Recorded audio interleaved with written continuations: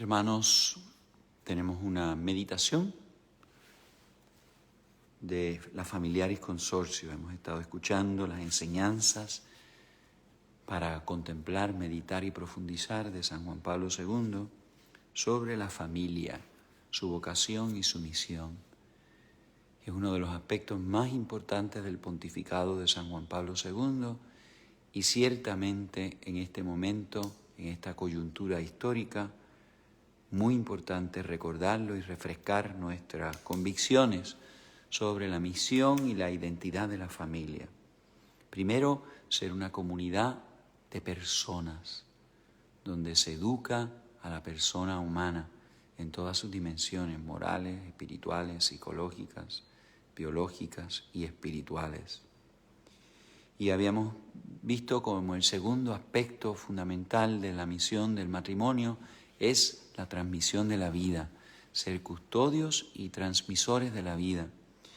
Y el Papa estaba explicando cómo en el plan divino el ser esposo y el ser padre o madre son dos aspectos fundamentales de la institución del matrimonio por parte de Dios. Porque el matrimonio es una institución divina, no es humana, ni cultural, ni política. Y es el aspecto unitivo, ser esposos, y el aspecto procreativo, ser papás, no se pueden separar.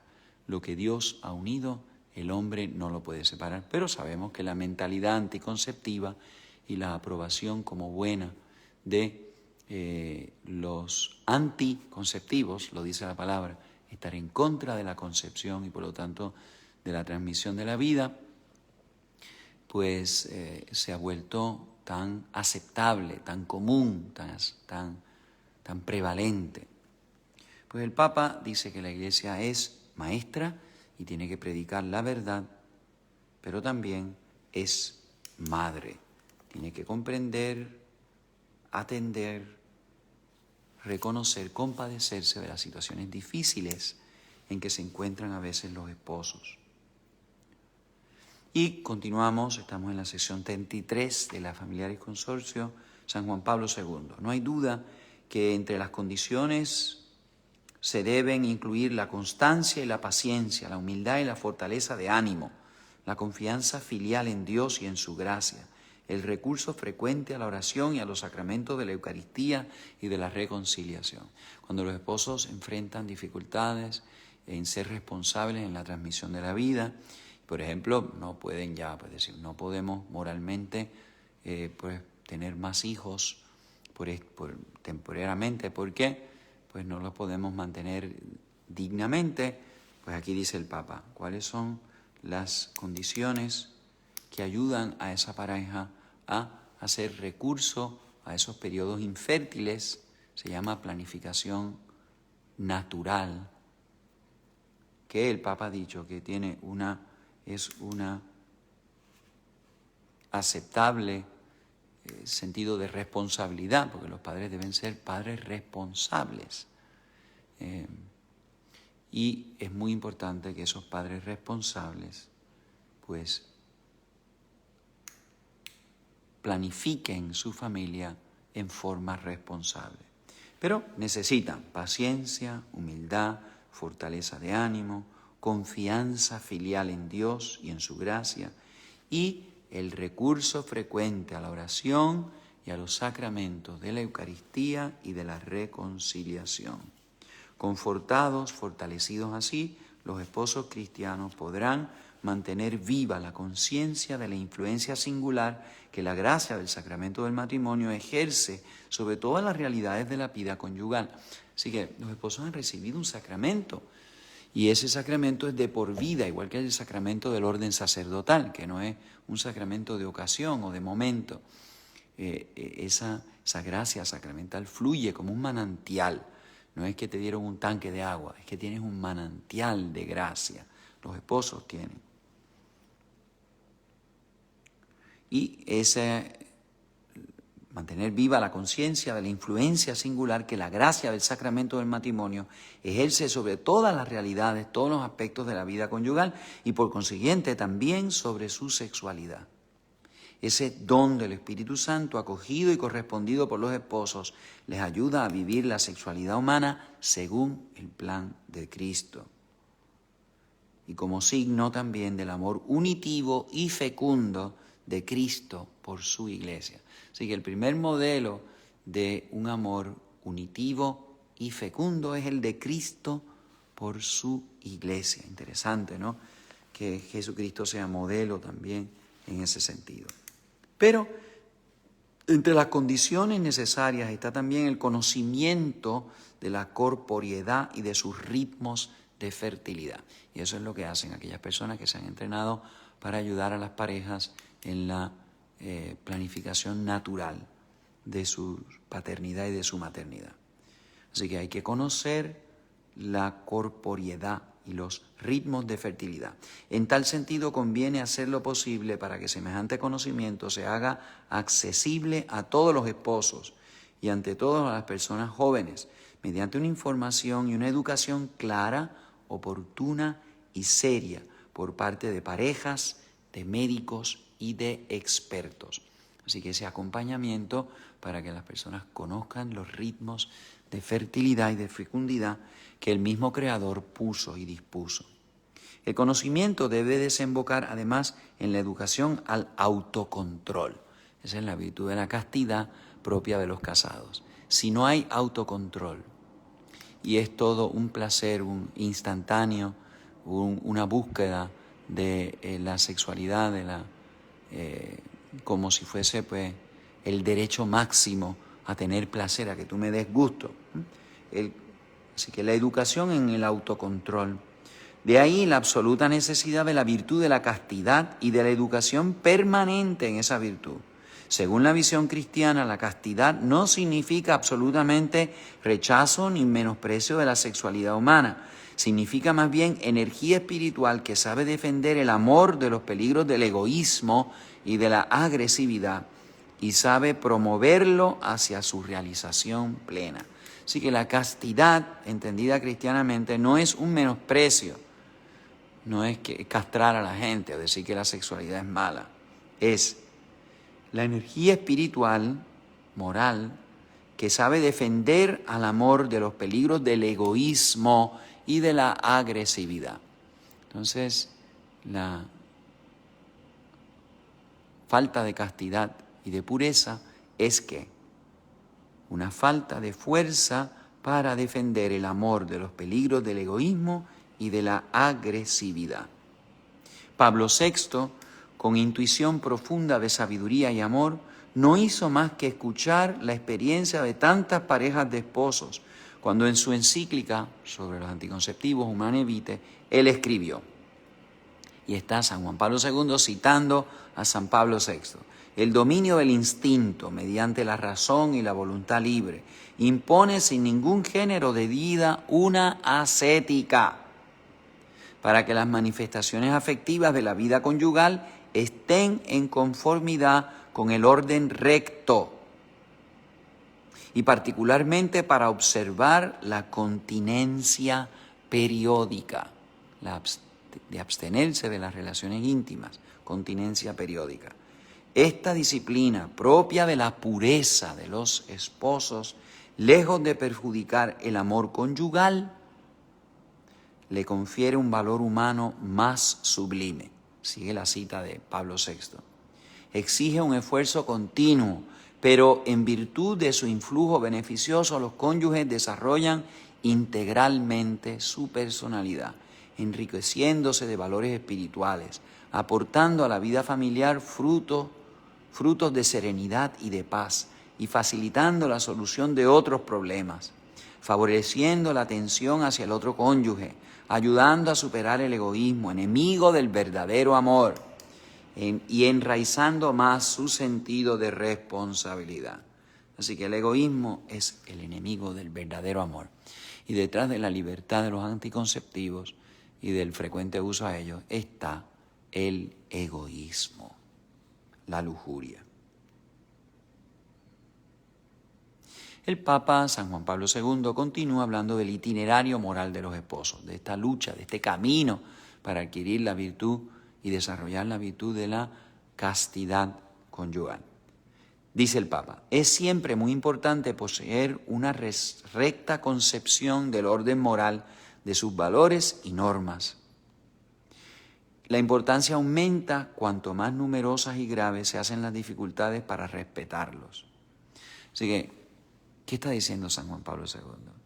Que si no conocemos el orden moral, lo que está bien y lo que está mal, ¿cómo entonces vamos a respetarlo cuando tenemos presiones contrarias a ese orden moral? Continúa el Papa, el orden moral, precisamente porque revela y propone el designio del Dios creador, no puede ser algo mortificante para el hombre, ni algo impersonal. Muchas veces la gente cree que las leyes de la iglesia, la ley de la moral, es una cosa que nos mortifica, nos angustia, es como un yugo, como un peso. Al contrario, respondiendo a las exigencias más profundas del hombre creado por Dios, el orden moral se pone al servicio de su humanidad plena, con el amor delicado y vinculante, con que Dios mismo inspira, sostiene y guía a cada criatura hacia su felicidad. Así que lo que está bien y lo que está mal es indispensable, aunque nos cueste, porque tenemos una naturaleza herida. El pecado tiene una fuerza en nosotros.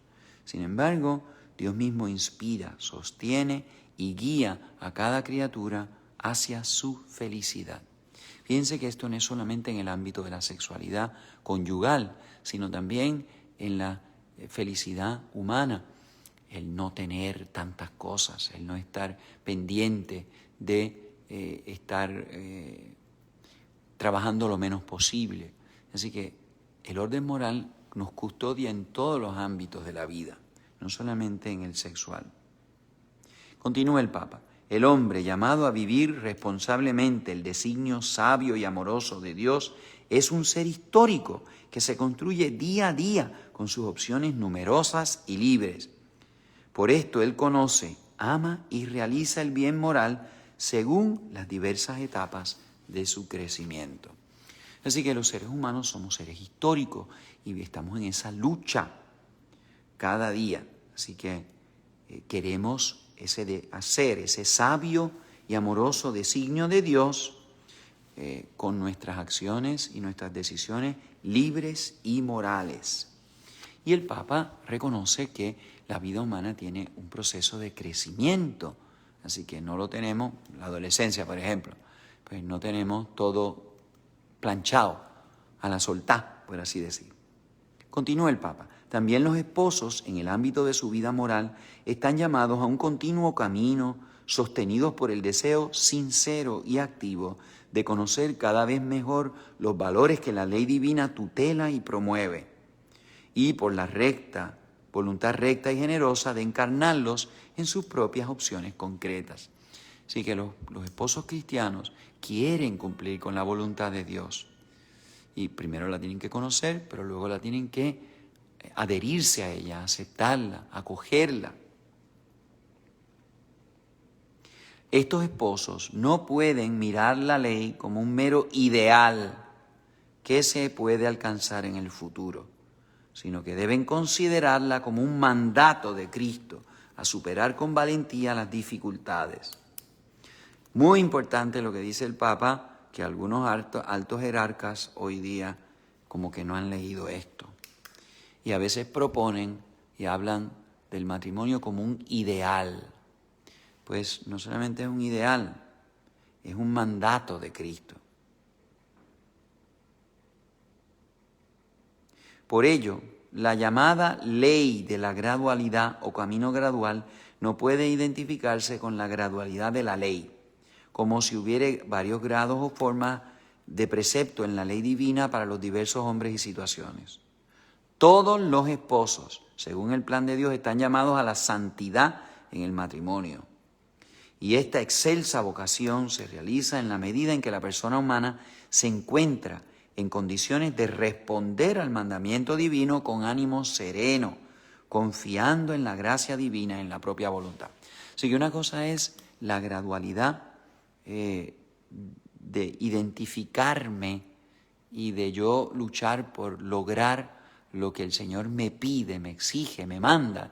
Y otra cosa es que yo Eso es mi apropiación subjetiva. Otra cosa es que yo diga que la ley moral, bueno, como yo todavía no tengo esas virtudes, pues la ley moral a mí me exime de la castidad en este momento.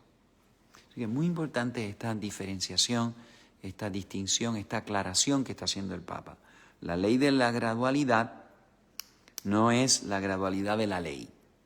Así que la ley moral y el mandato de Dios sobre el matrimonio y lo que está bien y lo que está mal en todo el ámbito de la sexualidad humana y de las relaciones interpersonales, no es que uno no es gradual en sí misma. Eso es, y no es meramente un ideal, eso es lo que Dios nos propone para que nosotros caminemos hacia eso. Que en el camino nosotros vamos cayéndonos y tenemos que madurar, eso es la ley de la gradualidad. Es propio, dice el Papa, de la pedagogía de la Iglesia que los esposos reconozcan ante todo claramente la doctrina de la Humanae Vitae como normativa para el ejercicio de su sexualidad y se comprometan sinceramente a poner las condiciones necesarias para observar tal norma. Aquí el Papa está hablando de uno de los problemas más graves que ha asolado a la Iglesia desde el 1968 hasta el día de hoy y que se ha infiltrado en algunos círculos, incluso en algunos jerarcas de la Iglesia Católica, que como que se han olvidado estas propuestas que nos está haciendo, esta explicación del profundo designio de Dios sobre el matrimonio. Y ese es el designio que hay, no hay otro.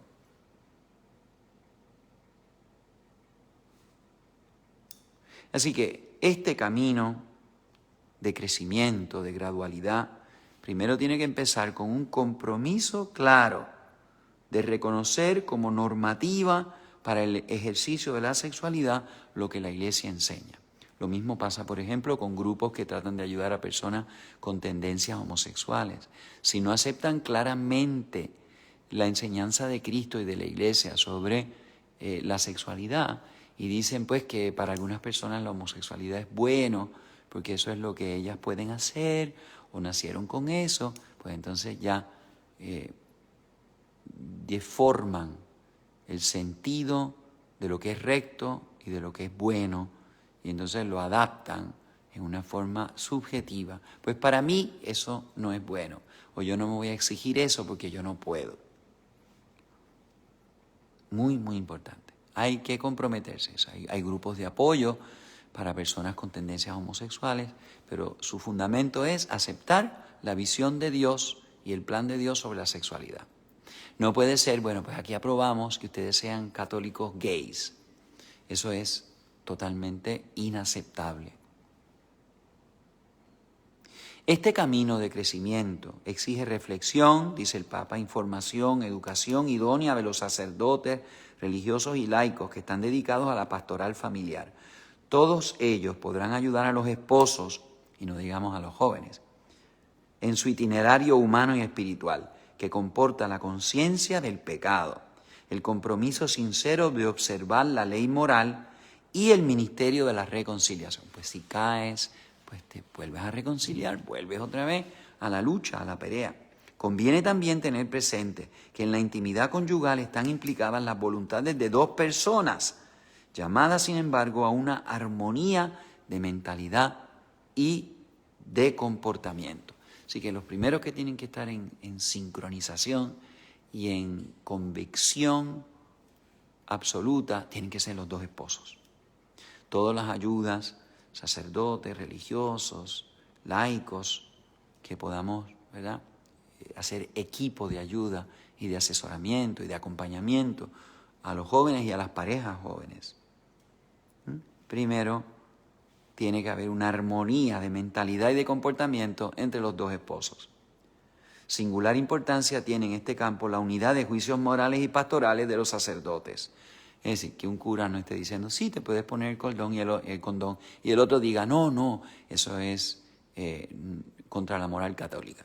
Así que aquí el Papa otra vez está señalando cosas que son muy reales, lo eran en aquel momento, en el 82 cuando se escribe, el 81 cuando se escribe esta carta apostólica posinodal, y lo es ahora.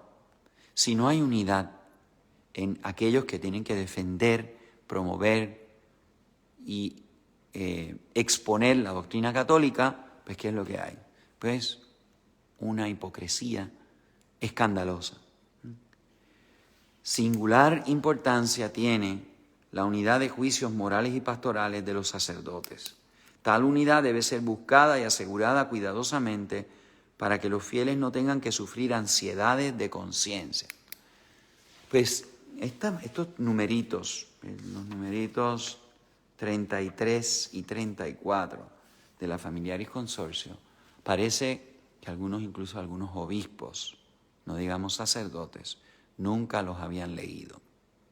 Porque esta confusión, esta ansiedad que se ha generado en los fieles, cuando algunos obispos y algunos sacerdotes que dicen ser católicos aprueban y ven como bueno conductas que son pecaminosas. Eso es un escándalo. El camino de los esposos, dice San Juan Pablo II, será más fácil si con estima de la doctrina de la Iglesia y con confianza en la gracia de Cristo, ayudados y acompañados por los pastores de almas y por la comunidad eclesial entera, saben descubrir estos esposos y experimentar el valor de liberación y promoción del amor auténtico que el Evangelio ofrece y el mandamiento del Señor propone.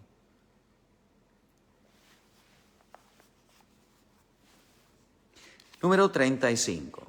Suscitar convicciones y ofrecer ayudas concretas. Ante el problema de una honesta regulación de la natalidad,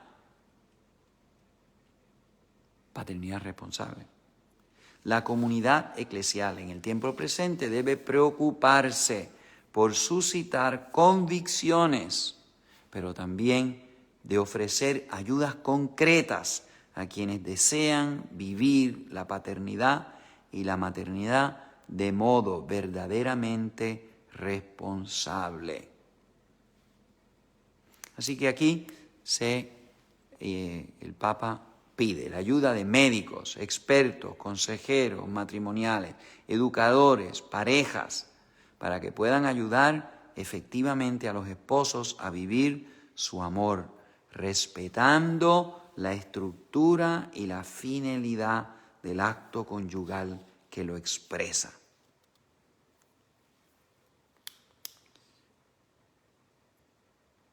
Muy bien. Pues tremendo tema, delicadísimo tema, revolucionario tema, que precisamente en estos tiempos y desde hace unos 40 años hay una terrible confusión y los humos del infierno se han metido dentro de la Iglesia, en los lugares y en las vocaciones más inesperadamente, sorprendentemente convencidas por el mundo neopagano, que quieren abandonar la claridad caritativa de la doctrina de Cristo. Y como está expuesta en este documento, en esta enseñanza auténtica de la Iglesia, maestra, pero también madre.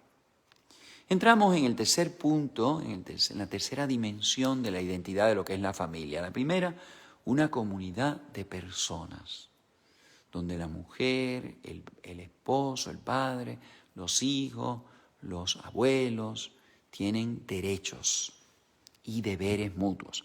Segundo lugar, la transmisión de la vida. No se puede separar el amor unitivo del amor procreativo.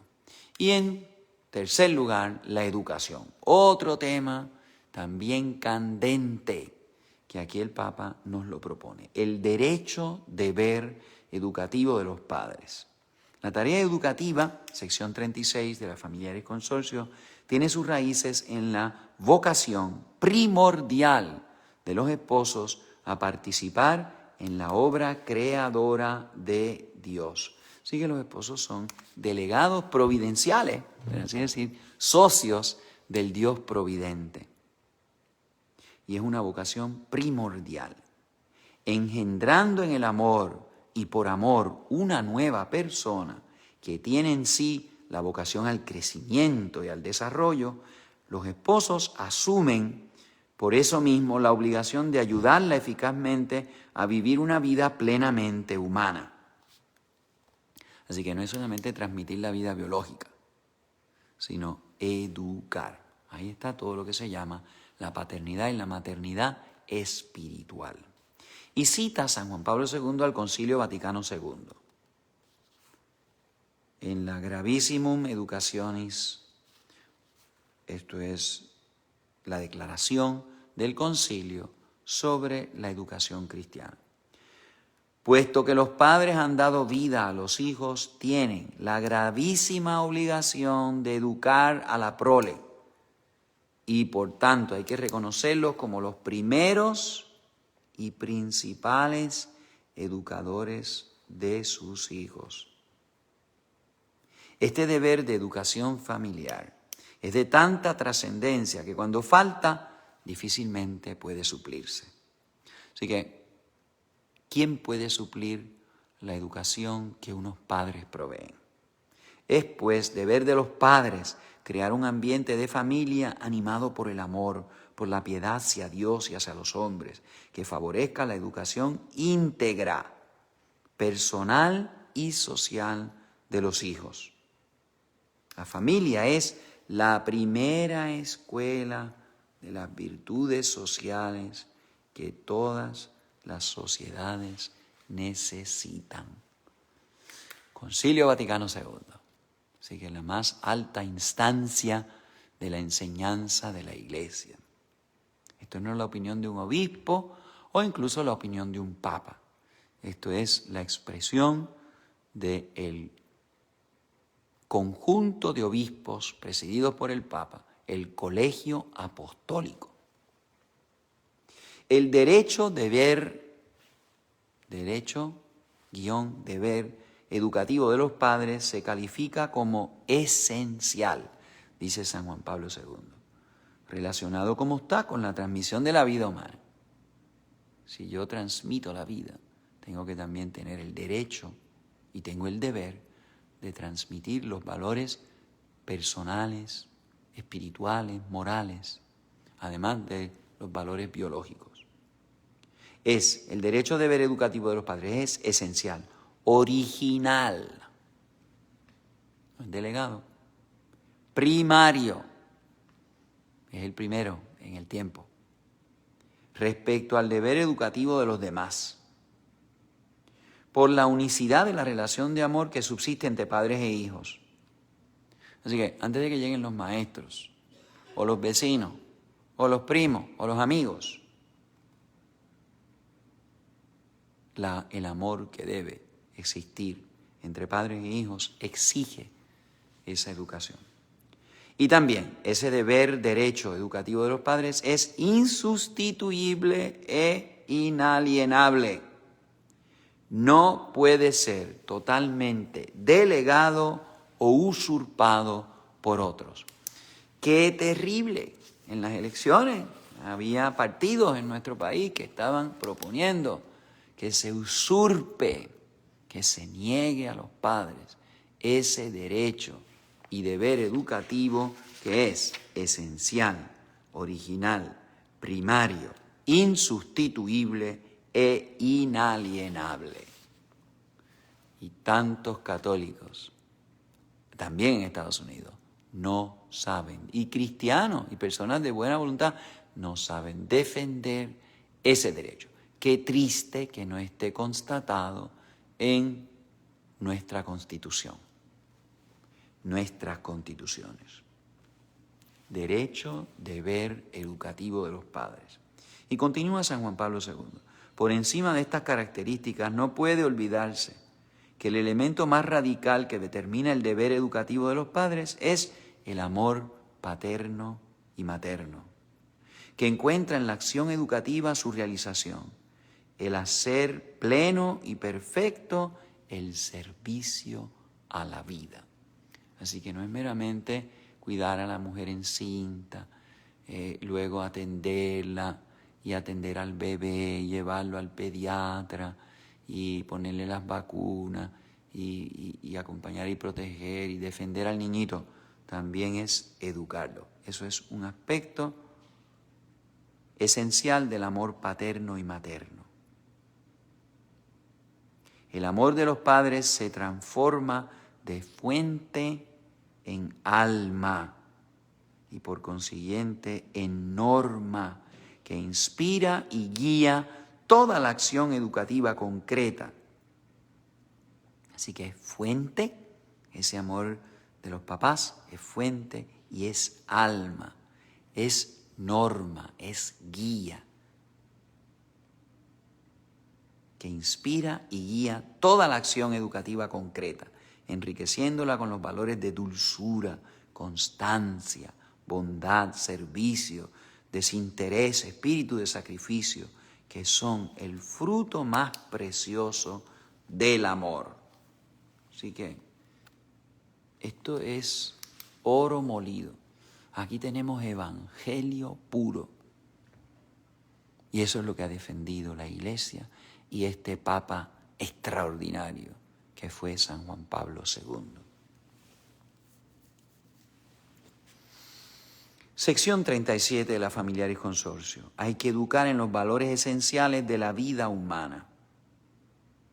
Los padres deben formar a los hijos con confianza y valentía en los valores esenciales de la vida humana.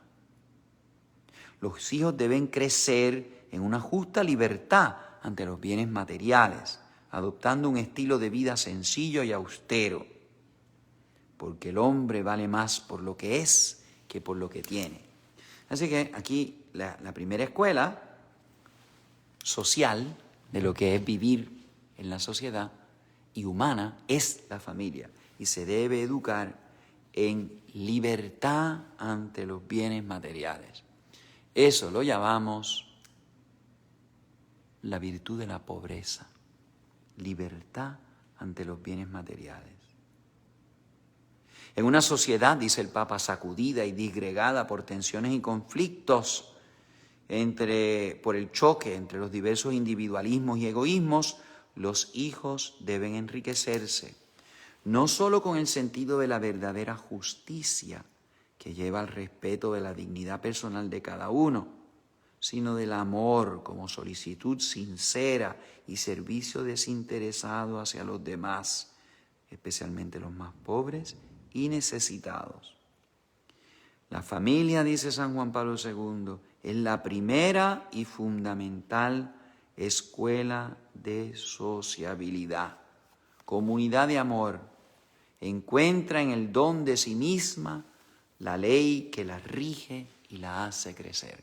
Así que cuando los miembros de la familia son ejemplos de solidaridad, de servicio desinteresado hacia los demás, y cuando los hijos aprenden con el ejemplo, no solo con la palabra y la teoría que les proponen los papás, cuando ellos aprenden, porque lo ven, esa libertad sobre los bienes materiales y ese sentido de justicia, de respeto a la dignidad de todas las personas, pues entonces ahí es que se aprende.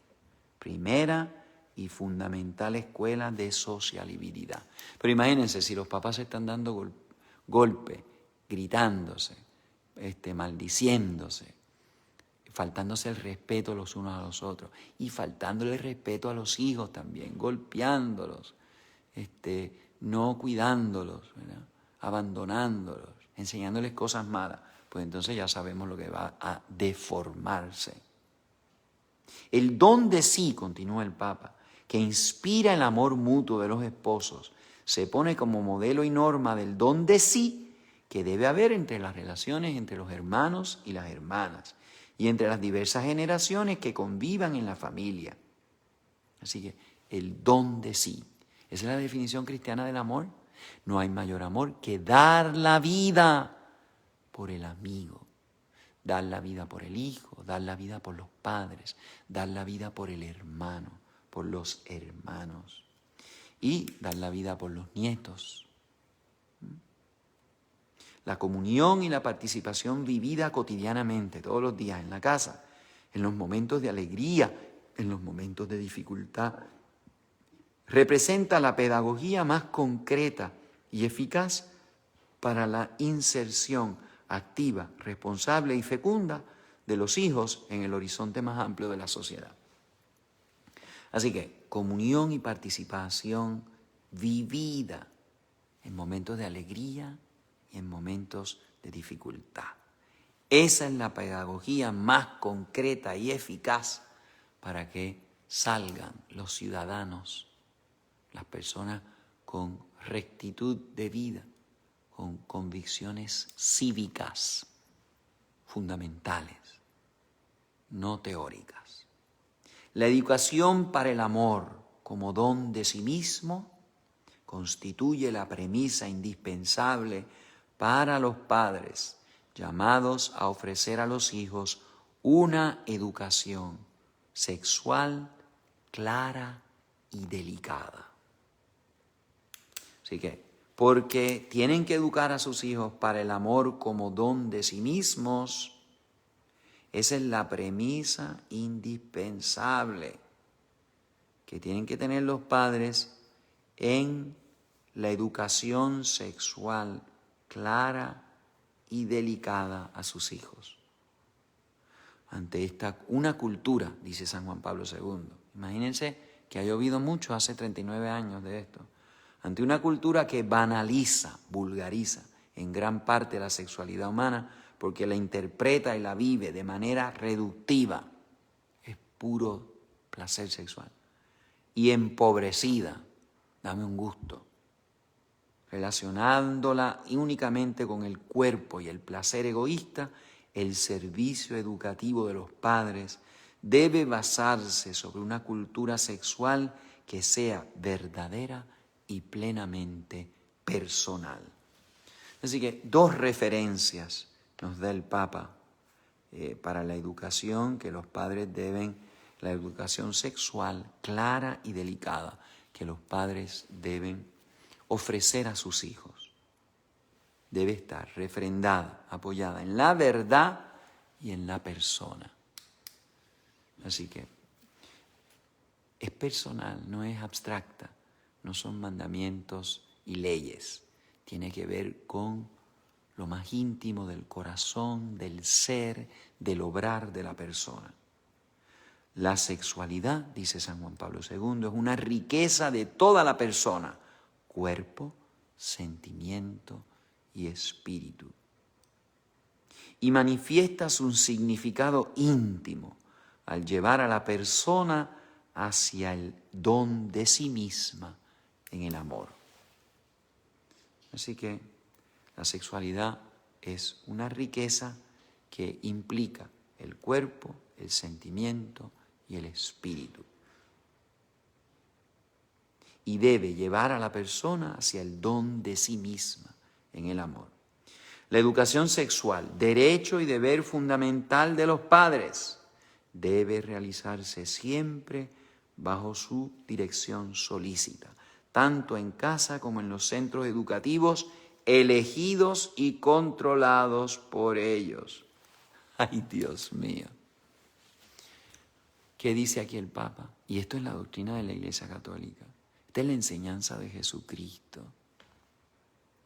Los papás tienen que realizar este deber fundamental de educar a sus hijos en el tema de la sexualidad en su casa y en los centros educativos elegidos y controlados por ellos. Una escuela pública que enseña la ideología de género, que es anticristiana y anticientífica, vulnera, destruye el derecho, deber de los padres. Y si los padres no defienden sus derechos sobre sus hijos, ¿quién los va a defender? Esto es terrible. Esto es una de las crisis y una de las tragedias más grandes que estamos viviendo en la sociedad occidental, en particular en Puerto Rico. El Estado usurpando, violando, destruyendo el derecho deber de los padres, porque no permite que ellos escojan la escuela y la controlen. En este sentido, la Iglesia reafirma la ley de la subsidiariedad que la escuela tiene que observar cuando coopera en la educación sexual, situándose en el espíritu mismo que anima a los padres. Así que los padres tienen derecho de que sus hijos sean educados según sus propios valores. Los musulmanes tienen derecho a que los hijos sean educados como musulmanes, aunque sean en la escuela estatal y pública. Y los ateos también tienen ese mismo derecho. Es un derecho de los padres, no es de los cristianos. Dice San Juan Pablo II, en este contexto es del todo irrenunciable la educación para la castidad como virtud que desarrolla la auténtica madurez de la persona y la hace capaz de respetar y promover el significado esponsal del cuerpo. Así que es irrenunciable la educación para la castidad, que es la virtud que educa a la persona a una auténtica madurez, haciéndola capaz de respetar y promover el significado esponsal del cuerpo.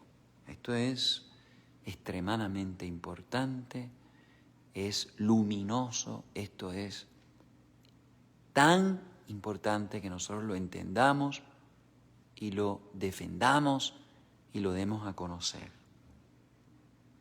Los padres cristianos reserven una atención y cuidado especial a la educación para la virginidad, como forma suprema del don de uno mismo que constituye el sentido mismo de la sexualidad humana. Así que la virginidad, forma suprema del don de uno mismo. Así que los padres deben educar no solamente en valorar, apreciar la sexualidad encaminada hacia el matrimonio, sino la sexualidad en la forma suprema del don de uno mismo, que es la virginidad. Esa es la sexualidad que el mismo Cristo Jesús vivió en su propia persona.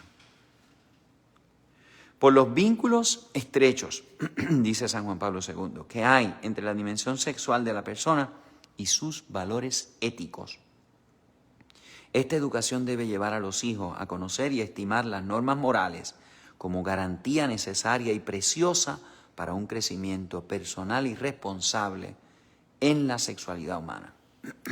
Así que los jóvenes, los hijos, deben llegar a conocer y a estimar las normas morales que les dan la garantía necesaria y preciosa para su crecimiento personal y su crecimiento en la responsabilidad ante el misterio de la sexualidad humana.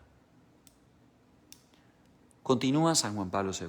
Por esto la Iglesia se opone firmemente a un sistema de información sexual separado de los principios morales y tan frecuentemente difundido, el cual no sería más que una introducción a la experiencia del placer y un estímulo que lleva a perder la serenidad, abriendo el camino al vicio desde los años de la inocencia. Caramba, esto es San Juan Pablo II, profeta. ¡Qué tremendo! ¿Qué nos está diciendo San Juan Pablo II? Que si no nos oponemos a lo que tenemos en las escuelas públicas, un sistema de información separado de principios morales, solamente te están dando información. Mira, estas son todas las formas en que tú puedes masturbarte, estas son todas las formas en que las parejas pueden tener sexo, estas son todas las formas de tú protegerte con anticonceptivos. Esa es la información. ¿Para qué? Miren lo que dice el Papa. Es una introducción a la experiencia del placer egoísta y un estímulo que abre el camino al vicio desde los años de la inocencia. ¿Sí? Se está destruyendo la inocencia de los jóvenes y se les está deformando. Tremendo. Esto, ay, Dios mío, ¿por qué nosotros en la Iglesia no hemos sabido proponer, defender, explicar, vivir esto que está diciendo el Papa? Entonces el Papa pasa a la misión educativa y el sacramento del matrimonio. sección 38. Yo les recomiendo a todo el mundo que compre la Familiaris Consortio o que la baje a su computadora del Vatican.va,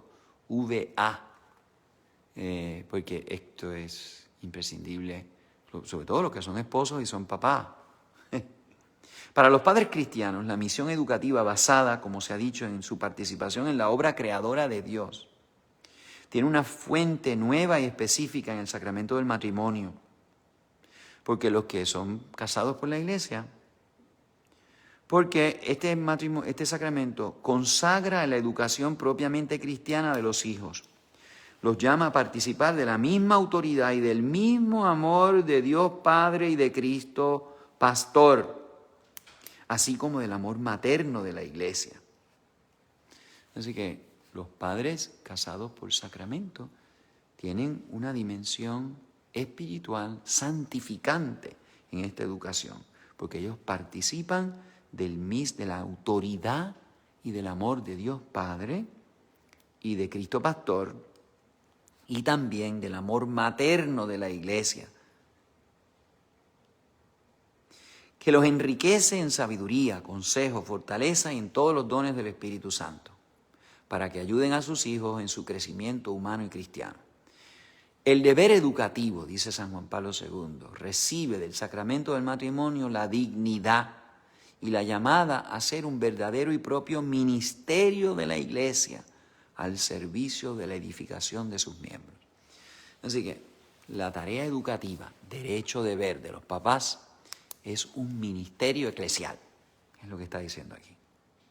Tal es la grandeza y el esplendor del ministerio educativo de los padres cristianos que Santo Tomás no duda en compararlo con el ministerio de los sacerdotes. Santo Tomás de Aquino cita: algunos propagan y conservan la vida espiritual con un ministerio únicamente espiritual. Es la tarea del sacramento del orden. Otros hacen esto respecto de la vida, a la vez corporal y espiritual. Y esto se realiza con el sacramento del matrimonio, en el que el hombre y la mujer se unen para engendrar la prole y educarla en el culto a Dios. Continúa San Juan Pablo II. La conciencia viva y vigilante de la misión recibida con el sacramento del matrimonio ayudará a los padres cristianos a ponerse con gran serenidad y confianza al servicio educativo de sus hijos y al mismo tiempo a sentirse responsables ante Dios, que los llama y los envía a edificar la Iglesia en los hijos. Así que Dios llama y envía a los papás a edificar la Iglesia en sus hijos. Así, la familia de los bautizados, convocada como iglesia doméstica por la palabra y el sacramento, llega a ser, a la vez, como la gran iglesia, maestra y madre. Qué precioso. Así que el Papa está diciendo que también la familia cristiana es madre y maestra. Los esposos cristianos también son padres y maestros, como es la Iglesia. Pero esto depende de la conciencia viva y vigilante de los padres cristianos. Yo creo que falta mucha conciencia viva y vigilante de los padres cristianos. Qué extraordinario. Por eso el Papa pasa a decir en la sección 39 de la Familiaris Consortio: la misión de la educación exige que los padres cristianos propongan a los hijos todos los contenidos que son necesarios para la maduración gradual de su personalidad, desde el punto de vista cristiano y eclesial. Así que el Señor les confía a los papás cristianos el crecimiento de un hijo de Dios, de un hermano de Cristo, de un templo del Espíritu Santo, de un miembro de la Iglesia. Así que no solamente los traen al bautismo, sino que tienen que hacerlos crecer como hijos de Dios Padre, a ser hermanos de Dios Hijo y templos de Dios Espíritu Santo.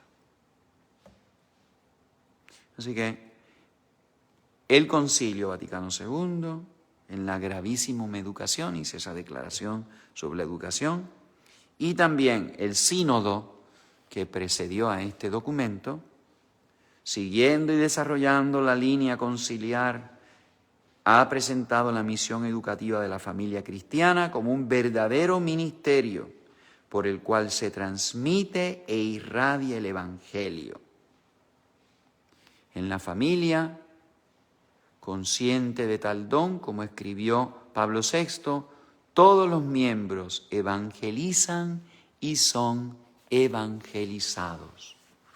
Así que la primera experiencia de la Iglesia la tenemos en la familia, en ese altar de cada hogar. Ahí está la primera experiencia de la Iglesia. Y ahí se fragua, se crece en la fe. Todos los miembros evangelizan y son evangelizados. Continúa San Juan Pablo II. En virtud del ministerio de la educación, los padres, mediante el testimonio de su vida, son los primeros mensajeros del Evangelio ante los hijos. Qué pena ver cuántos niños llegan a la catequesis, si es que llegan. Este año no ha llegado ninguno a la catequesis de la gruta, sin saber nada de su fe. Los primeros catequistas de sus hijos son los padres.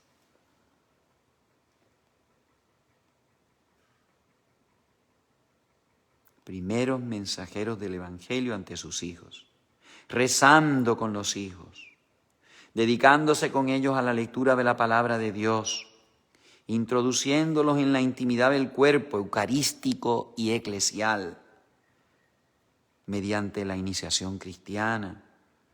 Llegan a ser plenamente padres, es decir, engendradores no solo de la vida corporal, sino también de aquella que mediante la renovación del Espíritu brota de la cruz y resurrección de Cristo. Extraordinario lo que está diciendo aquí el Papa San Juan Pablo II.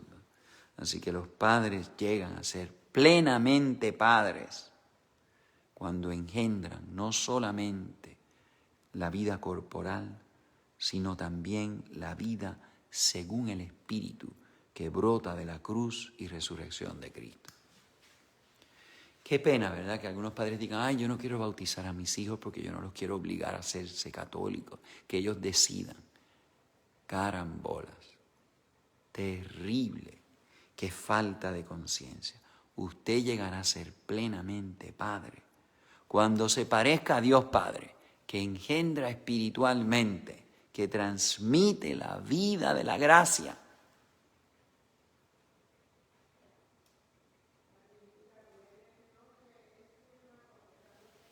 Muy bien. Así que ya el Papa pasa en la sección 40 a hablar, la familia es la primera, pero no la única y exclusiva comunidad educadora. No es la única, es la primera, la esencial, la indispensable, pero no es la única. Y entonces tiene que haber una colaboración, porque cada instancia educativa debe intervenir con su competencia y con su contribución propia. Aquí estamos en el homeschooling o el enviar a los hijos a la escuela pública. La tarea educativa de la familia cristiana tiene un puesto muy importante en la pastoral orgánica, pero hay que colaborar entre los padres y las comunidades cristianas y los diversos grupos educativos y pastores. La renovación de la escucha católica, de la escuela católica, debe prestar una atención especial tanto a los padres de los alumnos como a la formación de una perfecta comunidad educadora.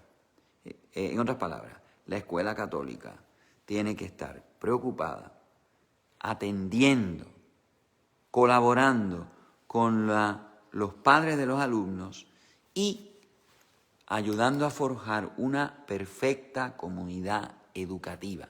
Los mismos profesores y maestros tienen que ser los primeros que estén bien formados y convencidos de la fe católica que tienen que transmitir y estimular en los estudiantes.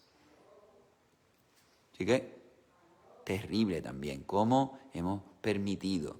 Yo conocí una escuela católica hace unos 30 años atrás, donde se educaban los seminaristas menores, donde el maestro del curso donde se ofrecía la primera comunión a los estudiantes era un bautista, era una persona que no creía en el sacramento de la Eucaristía. ¿Cómo va a ser esto posible?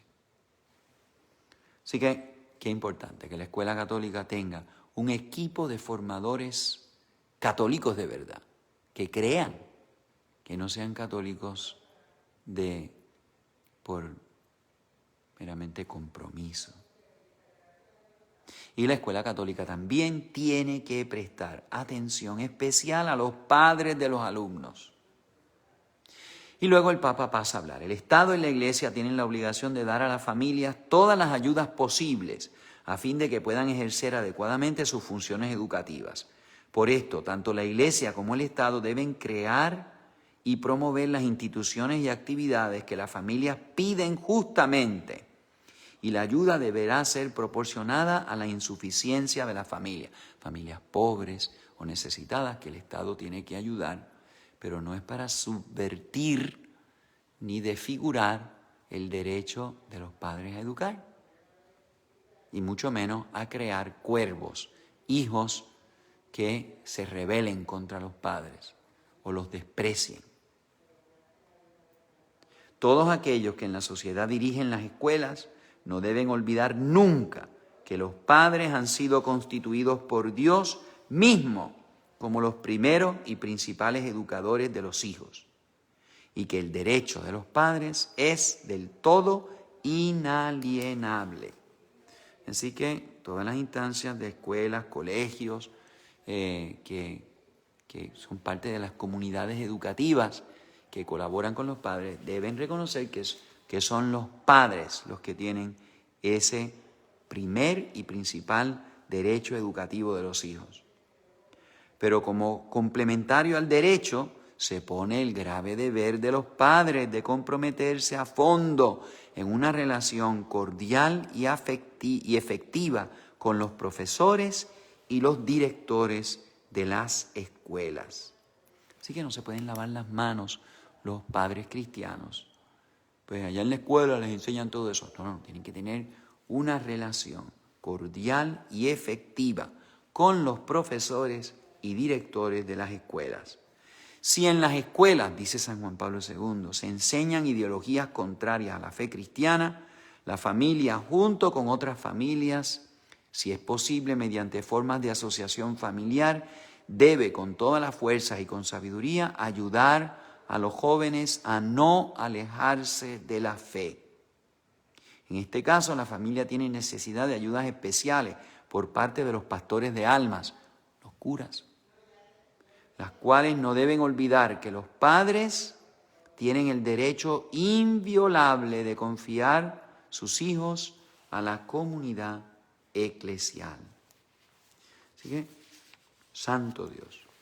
Bueno, pues, mis queridos hermanos, los que llegaron tarde, porque venían del Perú, de Arequipa o de Calley, por favor, vuelvan, esto se va a quedar grabado y lo pueden ver desde el principio, igual que las horas santas anteriores, que son igualmente impresionantemente importantes, para que los esposos y padres cristianos sepan el ministerio que Dios les confía, tan esencial en la ayuda de la educación de personas maduras y no digamos de cristianos sanos y santos. Pues nada, hermanos, los dejamos dándoles nuestra bendición que deben recibir en el nombre del Padre, del Hijo y del Espíritu Santo. Amén.